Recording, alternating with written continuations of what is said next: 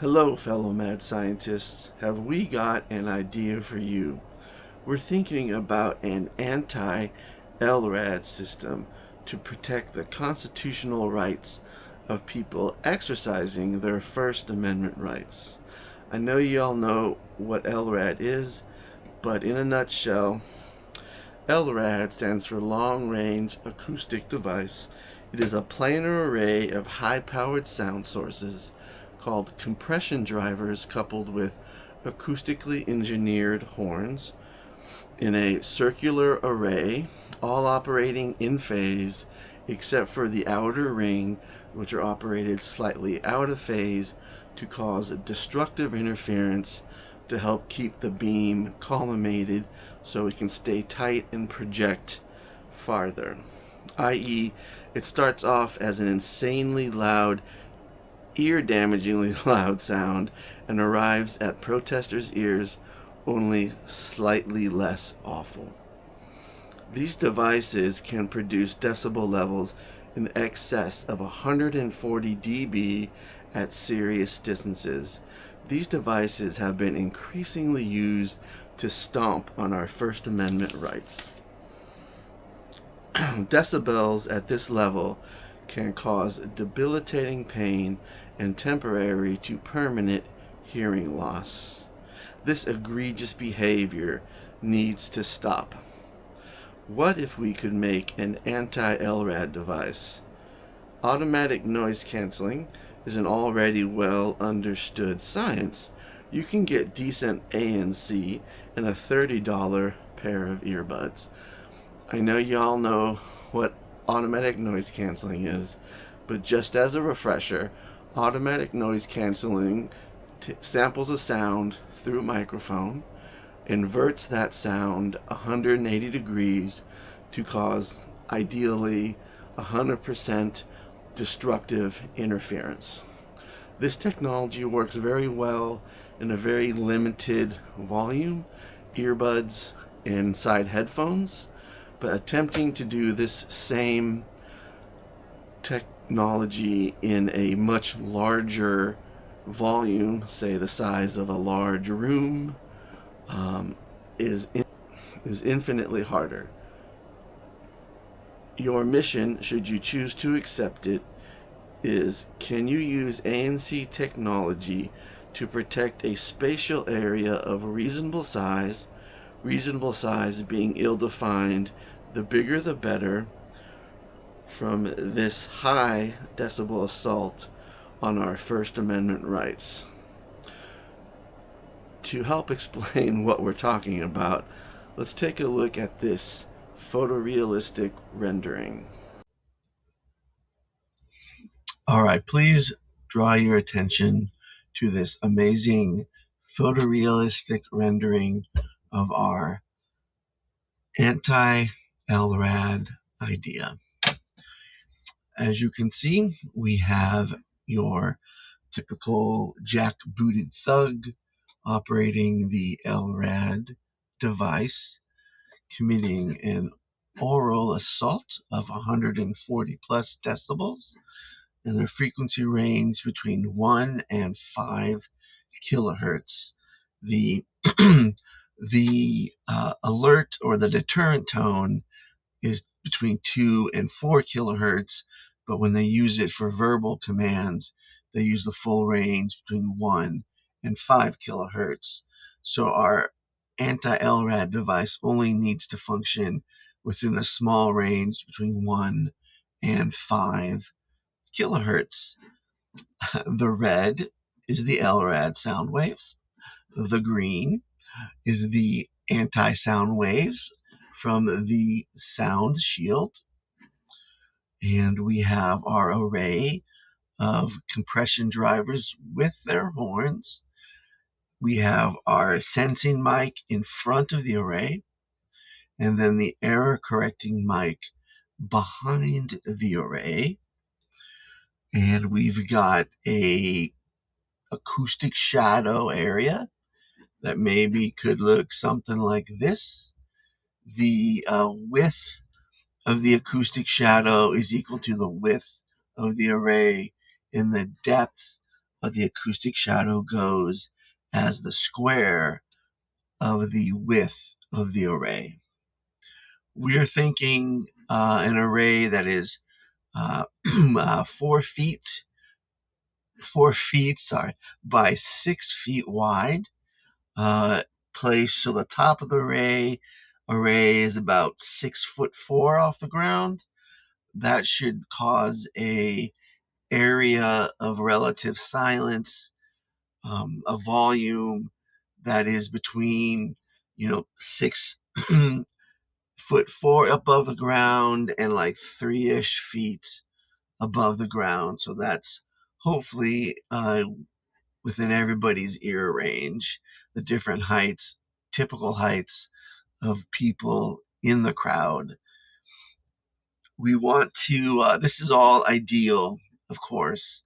So the sound shield has to exactly match the incoming decibels of the LRAD device. That means this array has to produce 148-ish decibels, with the anti-sound, which is the 180-degree out of phase sound created by the sound shield. Now, to do this, we'll need to use a dedicated DSP chip, like the MV Silicon has one, the BP1048P2, I believe it's called, to invert the sound and then send it back out. We can also maybe think about phasing the outside of our array. Not sure if that's necessary. Up for grabs is the exact amount of drivers we will need to create this acoustic shadow and the arrangement in the array.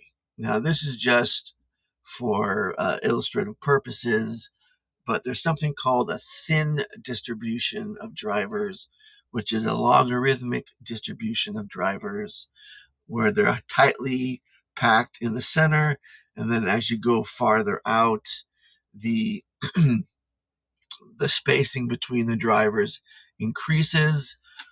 We did a little back of the envelope calculations, and I think we need 76 drivers in this 4-foot by 6-foot area. Unfortunately, because 5 kilohertz is the top frequency, the maximum spacing in the dense part of the array has to be half a wavelength for this to actually work. Now, this all is considering this magically ideal situation where in the sound shadow it's dead silent. Now, realistically speaking, we don't need to do that. If we got 140 dB incoming signal and you can cut that to 70 dB, then it just becomes an annoying noise, and it's not exactly crazy loud, not painful. That might be a more realistic goal. That would be less power, amplifier power, and a more reasonable, possibly a reasonable target. And that would also affect the number of drivers you need and their spacing. To do this, it's going to have to be battery powered. It's going to have to be somehow mobile, maybe and a lightish weight, maybe modular. So let's just say there's 76 drivers. These are 8 ohm drivers, and we'll need a supply of, let's say, stereo amplifier boards, and that can handle 4 ohm loads, and then we can do a bunch of parallel combinations. So you get 4 drivers powered by each stereo board. Still, that's a lot of stereo boards. It's technically doable, we believe. We're going to, let's look at some ideas for widgets. We've got the wonderful, as always, AliExpress, and this is an example of a compression driver that should work. It has an 80-watt RMS. I hate this thing. It's got an 80-watt RMS power rating, 160 watts max, with a sensitivity rating of 105 decibels, which is at 1 meter powered by 1 watt. An array of these being powered by TPA 3255 D2 amps should be able to produce a sound wave of at least 145, 48-ish decibels. The problem with these drivers is they're expensive, even from AliExpress. These are sold in a pair, and they're $90 delivered for the pair, and we need 76 of them. That SPL versus frequency, a hi-fi nerd would not consider this a good SPL versus frequency graph. It's not flat. And the frequency range we care about, 1 kilohertz to 5 kilohertz. It looks pretty awful. That is what it is. And there are so many of these drivers.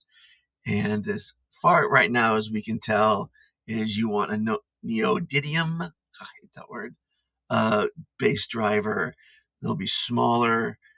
This particular one is only 9 centimeters wide, and should technically, something like this should technically work as the driver.